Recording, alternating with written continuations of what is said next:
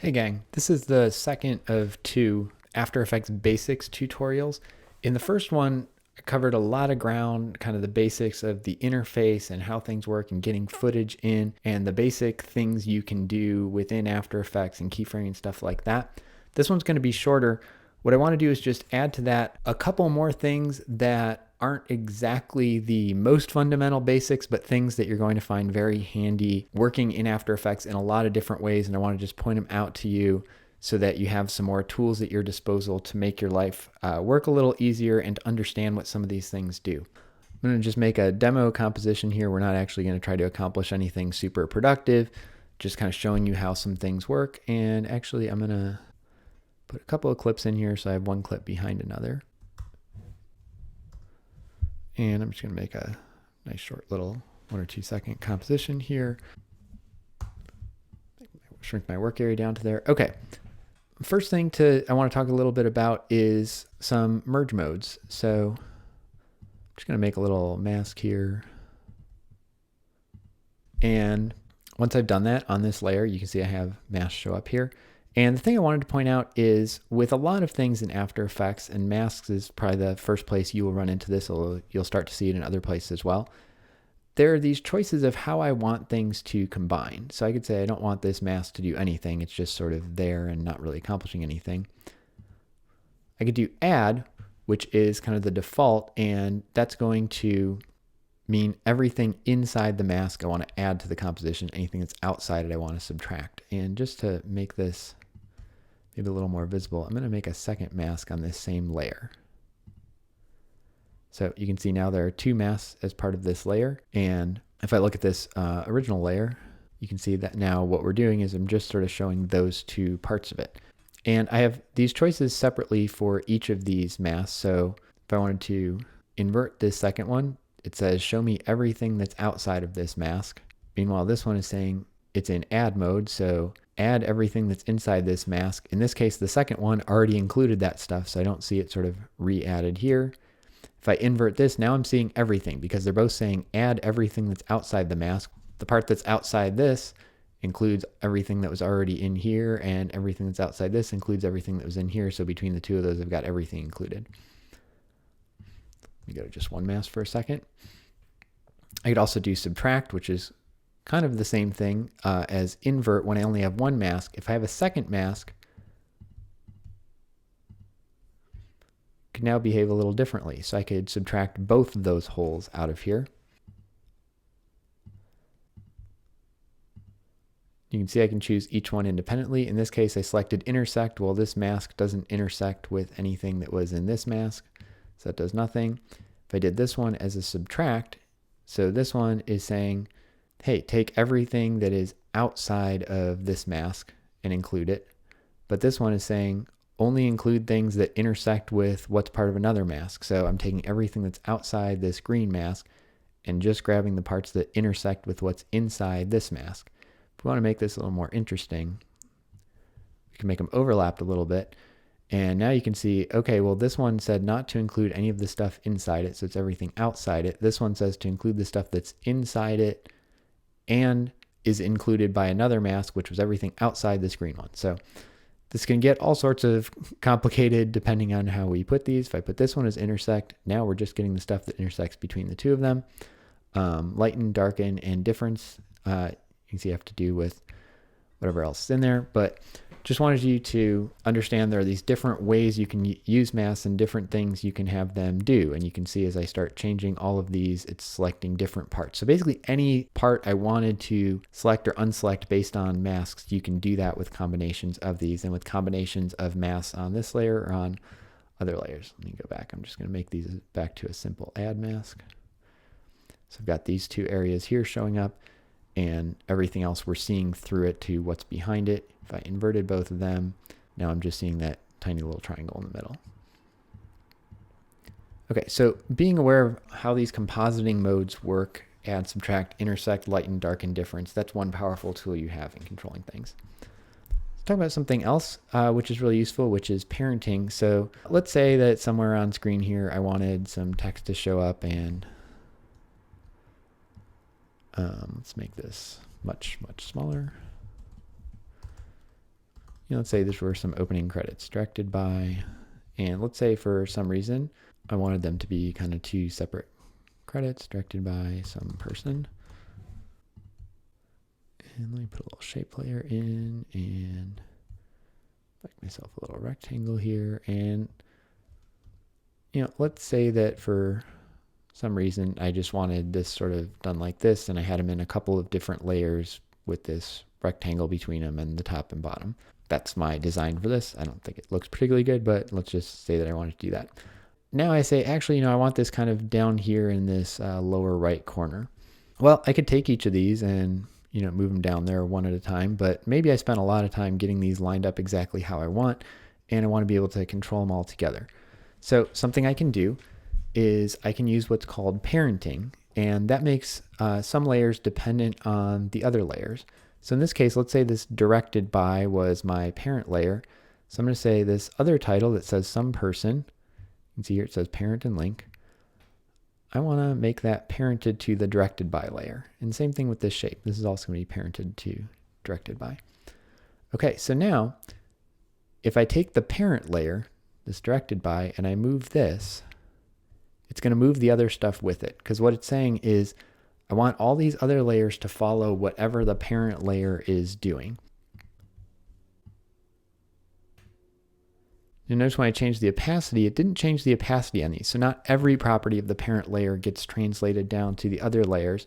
Within the transform, things like position, scale, and rotation will all change. So if I say, I want this bigger, it's going to scale up the other stuff with it. If I want to rotate this, it's going to rotate all the things together. So that's one use of parenting. The challenge with that is I got to remember that it's the directed by that is the one in charge. So if I grab the some person layer and move that, it doesn't move the other things with it. So it is important which is the parent and which are the children. Now, something I often like to do is instead of parenting one layer I'm using to another layer, I'd rather have kind of some container that holds all of them. A couple of ways to do this. Let's just bring that opacity back. One is still using parenting. I can do something that's called a null layer. Now you may have seen this when you did new layer and we have things, we've done text, done some solid, light, camera. I just did a shape layer. We haven't done a null object yet. So I'll do that. A null object is literally something that's invisible. This is never going to show up on my screen. It's basically something used within After Effects to make it easier to work with some other things or control other things, but doesn't actually ever show up in your composition. It only exists within After Effects as an object to work with. But what I can do is I could parent all these other things to that. So, hey, I want to leave this there, and I'm going to parent all these other layers that are part of this title, have them be parented by this null object. And then I can rename this and say this is the directed by credit. And you imagine if I'm doing this, I could have a bunch of null layers here. Didn't actually need to open that up. So now I can kind of forget about these layers. In fact, I could even hide them. So if you look down here, you'll see this little guy sticking his nose out. I can do that. And that's saying, hey, I don't actually need to look at these layers anymore. I'm happy with how they work. And if I need to move around this whole thing, I'm just going to move around this directed by credit. So I'm removing this null object, but remember this object is invisible. It's not something I actually see, but it's allowing me then to move all these other things with it and just sort of control it in one layer. Now, right now I'm still seeing all these because I've said, hey, I want to be able to hide these. And I can click up here to hide my hidden layers. And now all I see is this one thing that says directed by credit. And like, oh, let me grab this and I can stretch it out. I can move it around. Again, when I'm clicking here in this null object, remember this object will not show up. I'm just using it to control these other things. So say, let's just put this down here in there. And if I wanted it to scale up, I could go in here and scale it further. Okay, so that's one option for something I could do. If I do need to get back and edit these, I still have those layers. I can go up here and say, show me my hidden layers. And they'll come back here and say, yeah, this directed by one, I actually want that one to be a little bigger on its own and move over a little this way. So I still have access to all those, but this is a way to keep my composition a little cleaner and more organized. Something you will notice very quickly is your compositions can get very busy. You can have a lot of layers. So being able to control what you're seeing and what you're not, and not having to remember, okay, these were parented to the directed by thing. So if I want to move things, I need to move that. I love null layers for this, and then I can just hide these other things. So that's one option. Let me bring those all back. Another thing I can do, and there are pros and cons to this, but I want you to be aware of it, is I can do what's called a precomp. And this is taking a bunch of layers in a composition and saying, hey, I want you to shove all that over to a separate composition. So let's delete this null layer. And you notice when I did that, it automatically moved these back to no parent because their parent is now gone. And I'm going to take these 3 layers and right click, and I'm going to say Precompose. And then give this a name. And again, I'll just call this the directed by credit. Okay. And now what I have is I have here a new composition. You'll see a new composition showed up here in my project window called directed by credit. And if I open it up, you'll see it has those 3 layers and it's transparent everywhere else. So all it did was it took these existing layers that I had and it basically combined all those into a separate composition. And then in the composition I was working in, it just replaced all those layers with this new composition that was created. Now, once I have this, I can take this composition and, I can move it around. I can rotate it. I can do all those things. The difference between this and parenting things to a null object is with the null object, all those layers are still in this composition. They are still all being affected themselves in that same composition. In this case, I've precompose these into an existing composition, and I'm just moving that composition in here. The reason this matters, and we saw this in our Illustrator and Photoshop tutorial about bringing things in, is now I'm bringing in a composition that already has specific size, frame rate attributes. This is a 1920 by 1080 composition in this case. So if I start to, let's say, scale this composition, you notice this starts falling apart a little bit. Let's move back over here. It's getting very pixely, and the reason is I'm no longer blowing up this original text or this original shape. I'm now looking at this layer that has them this size, and I'm blowing up this whole layer. As opposed to, if I took this directed by text and blow it up, it's maintaining its sharpness because it's still a vector object here. It's going to look really weird when I go back here. That directed by is going to be huge. But when I'm blowing it up in this case, because it's in a precomp, it was no longer a vector by the time it gets into this composition. So any translation I do to this precomp, I'm working with whatever the resolution and quality was of how things were composited together in here. Hopefully that makes sense. That doesn't mean never use precomps. I use precomps all the time. They're super helpful. And a lot of times you're not scaling things. I use these a lot for if I've done some work on one aspect of an effect shot and I'm kind of happy with how that part looks, but it's got 50 different layers in it. I'm like, okay, I'm done, cleaning this boom shadow out of the top left of the frame here. I want to just precompose that because I've got some other work to do elsewhere in this composition, and I'm not going to need to do any more changes to this. I want to just simplify it and get all that stuff, the 20 layers I had here down into one layer, so this composition looks simpler again, and I can work on some other stuff. I am a huge fan of precomps, but it's just like anything, you want to be aware of what are the limitations of it and make sure you're using things in a productive way.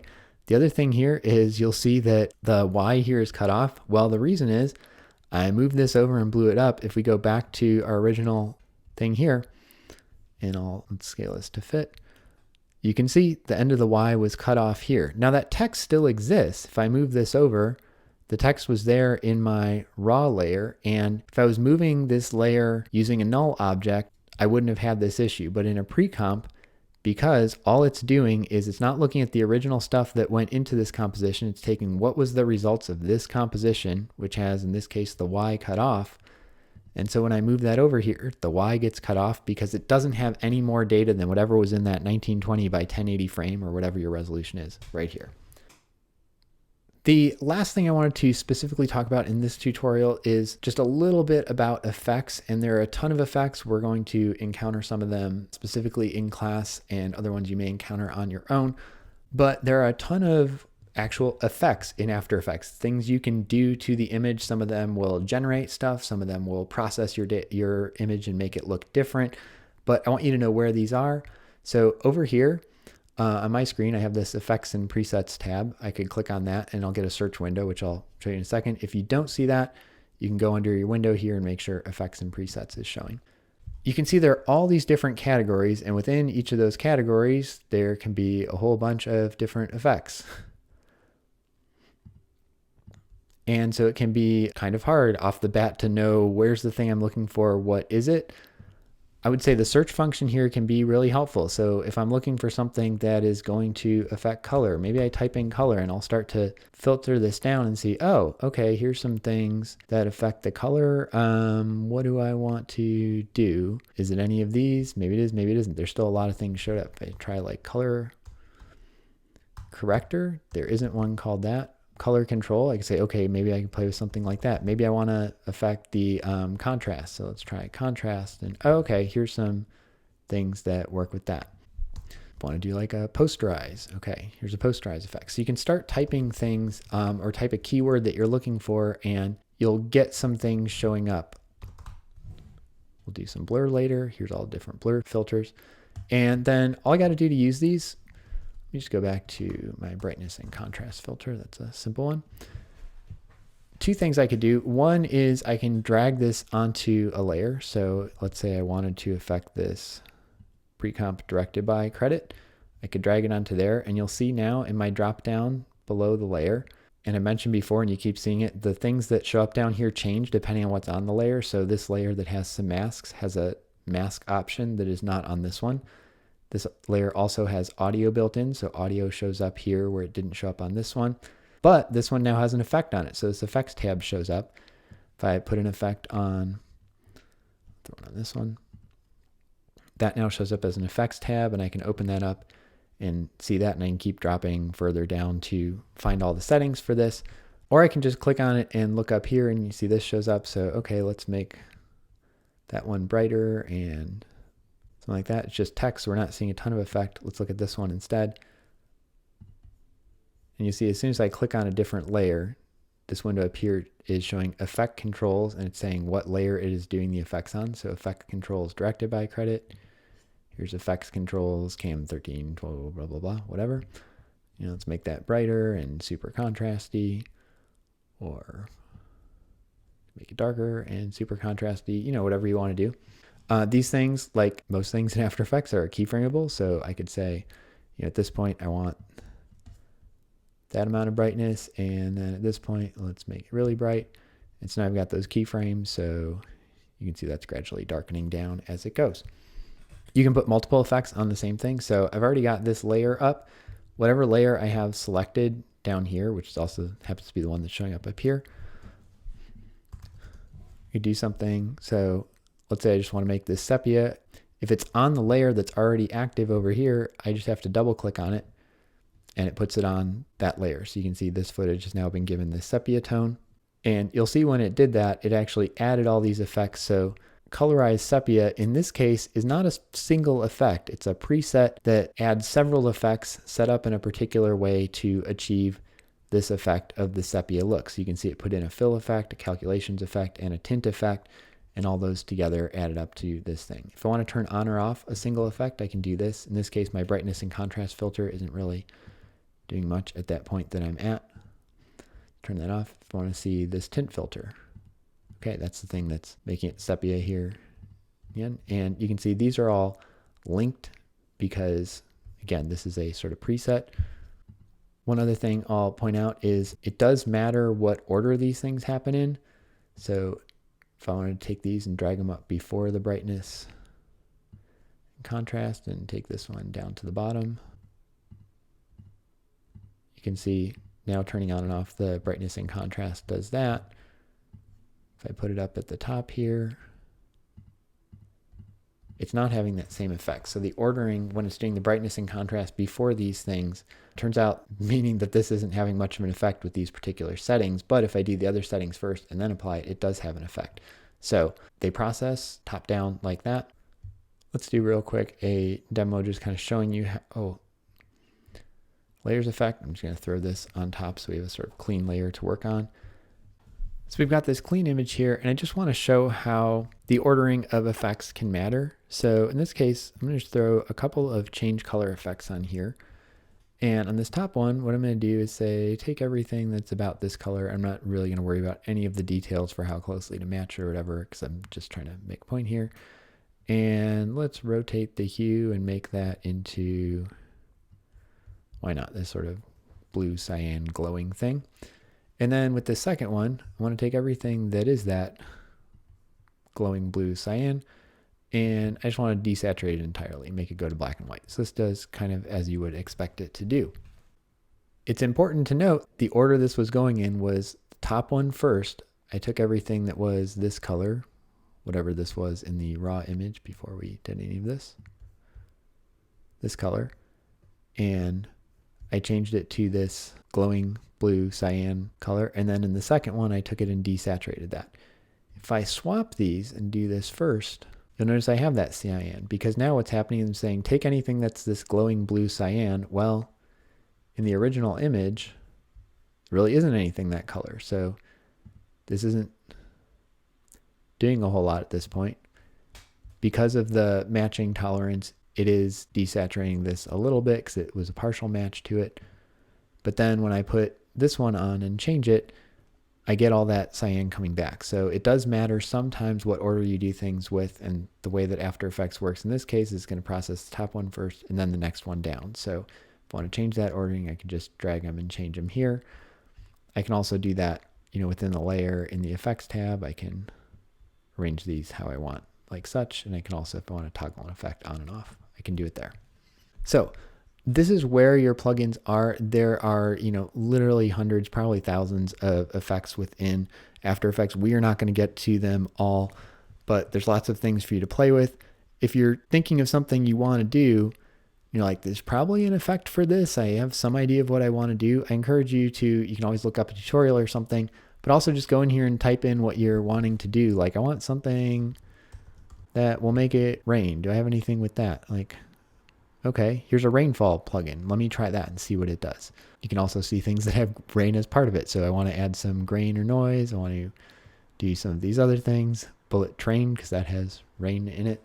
So I won't always find exactly what you're looking for, but always good to check and just try some different words. Like I tried color correct, and turns out that wasn't one. But if I do color, I start to see some other things that might work with this. Okay, color balance, maybe I want that, or color balance with hue, luminance, and saturation. Colorama, I can see what that does. Color control, okay, I can also say, actually what I'm really talking about with my color is I want to adjust my color levels, so I could try levels, and you'll see some things here for that. So these are where all your plugins are, and that's the basics of how to work with them. So that concludes this second of what I expect will be only 2 After Effects Basics tutorials, and from here on we'll be generally focusing on trying to do specific types of effects or put these together in new and interesting ways. But all the tools from these 2 After Effects Basics tutorials are things you're going to see coming up time and time again, and that you will want to use and be familiar with how those work. So that's it.